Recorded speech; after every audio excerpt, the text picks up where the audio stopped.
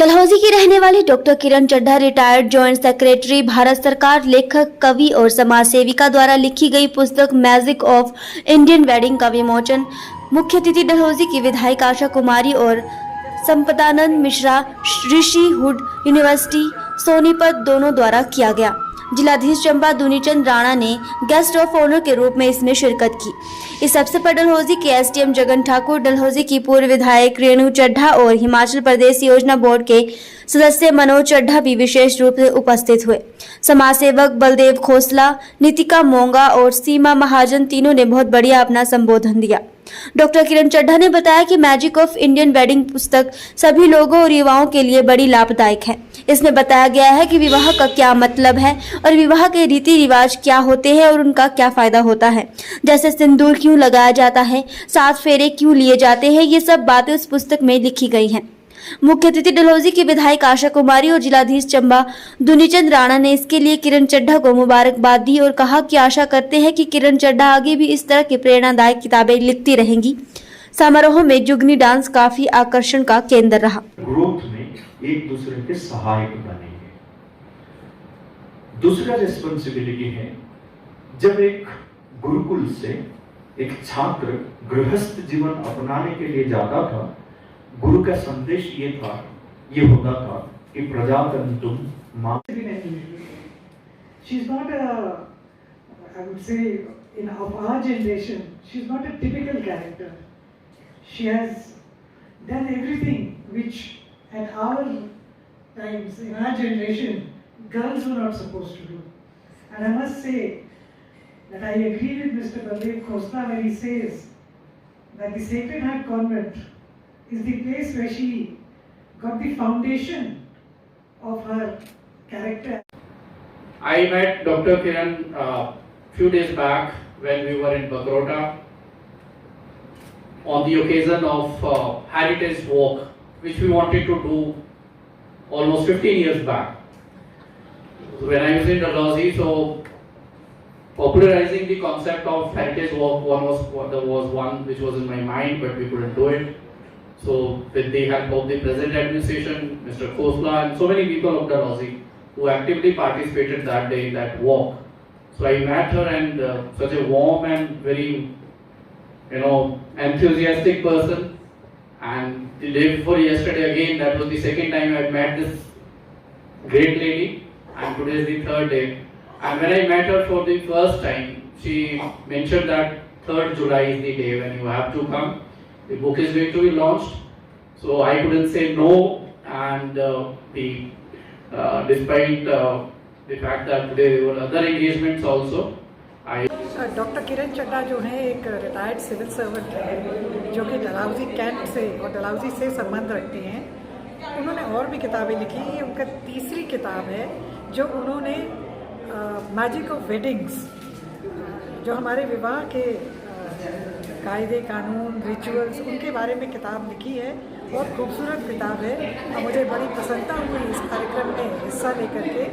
ये ऐसी किताब इन्होंने लिखी है जिसमें हमारे जो रीति रिवाज है, जिनको लोग भूलते जा रहे हैं, उनका पूरा वर्णन, पूरा जिसको बोलते हैं कि एक एक रीति रिवाज क्या है, उसका क्या मतलब है, क्यों सिंदूर लगाया जाता है, क्यों हल्दी लगाई जाती है, क्यों मेहंदी लगाई जाती है, क्यों मंगलसूत्र पहना जाता है।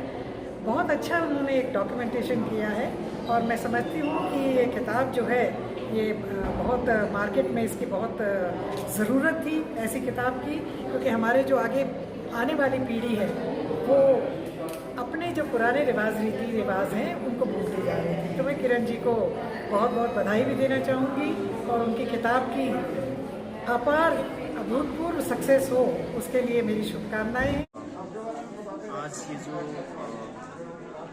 मैजिक ऑफ इंडियन वेडिंग जो किताब है, जिन किरण चड्ढा जी ने लिखा है, तो उस किताब में इंडियन वेज ऑफ वेडिंग्स, चाहे किसी भी संप्रदाय का हो, किसी भी स्टेट का हो, ये सबके ऊपर इतना अच्छा अनुसंधान करके, इतने अच्छा गवेषणा करके किरण जी ने इस किताब को बनाया है, बहुत श्रम करके, जिसको हर व्यक्ति और स्पेशली जो हमारी यंग जनरेशन है उसको अवश्य ही पढ़ना चाहिए, ताकि हमारे जो विवाह में, परंपरा में, विवाह संस्कार में जो रीति रिवाज है उसके बारे में जानना और उसको अडॉप्ट करना अपने जीवन में, और उसी के अनुगुण अपना वैवाहिक जीवन जीना, उससे हम एक बहुत अच्छा सा संस्कार हमारे आने वाले पीढ़ियों को दे सकते हैं।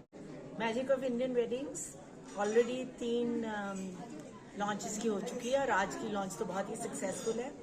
और इसमें मुझे प्रेरणा स्रोत ये था कि कहीं भी जाओ तो ये ऐसी किताब नहीं मिलती थी कि 7 फेरे का क्या महत्व है और सप्तपदी अलग है। कई लोग सोचते थे सप्तपदी और 7 फेरे सेम चीज़ है, और क्यों राइस यूज़ होती है, क्यों हम कोकोनट यूज़ करते हैं, गणेश जी की आरती क्यों उतारते हैं, ईविल आई क्या है, नज़र उतारना क्या होती है, गोत्र क्या है, सुपरस्टिशंस क्या है। जो मेरे अपने मन में शंकाएं थी या मुझे असमंजस होता था कि ये क्या क्या चीज़ें हैं, उन सब का समाधान ढूंढने के लिए मैंने रिसर्च जारी की। 2.5 साल मुझे रिसर्च में लगे और पंडितों से मिली, आर्य समाज के वैदिक स्कॉलर से मिली, और जैसे आपको पता है मेरे आज अतिथि जो मुख्य अतिथि थी वो भी एक स्कॉलर हैं। तो मेरा ख्याल था कि ये मुझे अपने बच्चों और ग्रैंड चिल्ड्रन और आपके ग्रैंड चिल्ड्रन के लिए एक धरोहर छोड़ के जानी है, क्योंकि कुछ भी हो उसका मायने बहुत ज़रूरी लगता है। और जैसे कि क्यों वर वधू को विष्णु और लक्ष्मी का दिया जाता है खिताब, वो इसलिए कि उस दिन वो उनका रूप धारण करते हैं और उनको वो ऐसा अग्नि के सामने साक्षी हो रहे हैं जैसे भगवान होते हैं। और अग्नि भी तो आपको पता है एक हमारे लिए देवता है, और अग्नि भी 3 प्रकार की होती है। फिर तिलक क्यों लगाते हैं, मैंने उसमें यहाँ तक कि सिंदूर बनाने का तरीका भी बताया।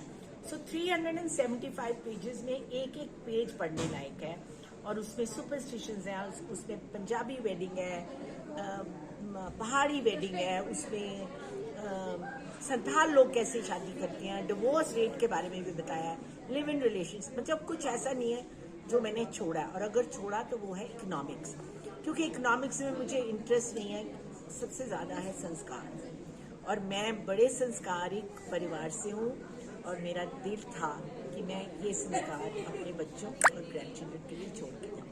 धन्यवाद। डलहौजी से खबर हिमाचल से के लिए सुभाष महाजन की रिपोर्ट।